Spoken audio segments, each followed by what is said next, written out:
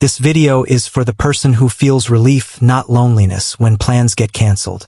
The one who has spent years being called distant, cold, or hard to read, and has never had a name for what's actually going on.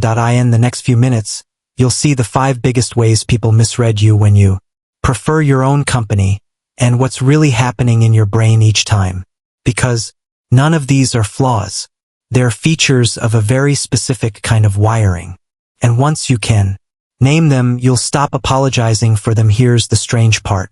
One of these misunderstandings is so universal that even probably believe it about yourself. You've likely called it your biggest weakness. It's actually the engine behind your best qualities, and we'll get to it last because it changes how you see everything else. Point number 1. You're cold. You're actually processing more. People read your quiet as distance. What's really happening, your brain runs incoming stimulation through a longer, deeper pathway. Psychologists call it cortical arousal. Your baseline is already high, so a loud room pushes you past your comfort zone faster than it does other people. Think about the last party where you stood at the edge watching. You weren't checked out. You were taking in everything. The dynamics, the tension between 2 friends, the person who seemed off. You weren't absent from the room. You were the person most present in it. Point number 2, you don't like talking. You don't like small talking. You can go silent through 20 minutes of weather and traffic chat, then talk for 2 hours one-on-one about something real. That's not inconsistency. Research on conversation quality found that people who have more substantive conversations and less small talk report being happier. Your brain isn't refusing to socialize. It's refusing to spend limited energy on interactions with no depth. You're not conversation averse. You're conversation. Point 3. You need to get out more. You need to recover more. After a long social day, you don't want dinner with more people. You want a closed door. Others read this as antisocial. What it actually is, your nervous system treats social input as work, and recovery in solitude is how you process it. Psychologists describe this as a restorative niche, the environment where your system resets. An extrovert recharges. In the room, you recharge. After. Neither is broken. They're just different charging cables. Point 4. You're flaky. You're protecting bandwidth. You said yes on Tuesday. By Friday, the thought of going feels like lifting a car.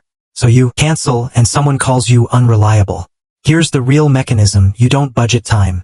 The way others do, you budget energy. When the tank is empty, showing up means giving people a hollow version of you, and some part of you refuses to do that. That relief you feel when plans fall through, that's not you failing at friendship. That's your system successfully defending the version of you your friends actually like. Point 5. You must be lonely. You're alone, that's different. This is the one outsiders get most wrong. They see you spending a weekend by yourself and assume something's missing. But loneliness is unwanted isolation, a gap between the connection you have and the connection you want. Solitude is chosen, and chosen solitude is where your best thinking, your creativity, and your calm actually come from. The proof is in the hook of this video. When plans get cancelled, lonely people feel abandoned. You feel free. That feeling is the difference. Which brings us to the one I parked at the start. The misunderstanding even you believe. You've spent years thinking the preference itself, wanting to be alone, is the flaw. Thing to fix, hide, or explain away. It's the opposite. Every trait people admire in you, that you notice what others miss, that you listen like it matters, that your few friendships run deeper than most people's many, every one of those comes from the same wiring that makes you crave solitude. The depth isn't there despite the preference. The preference is the price of the depth. You can't remove one and keep the other. So here's your new lens. You were never antisocial.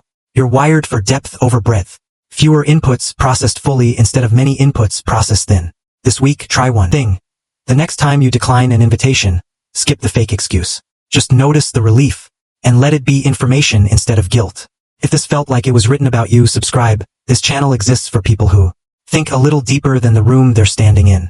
And if you're quiet on the outside, but your mind never stops, that has a name too. Watch this next. Signs you're an introvert with a loud inner world.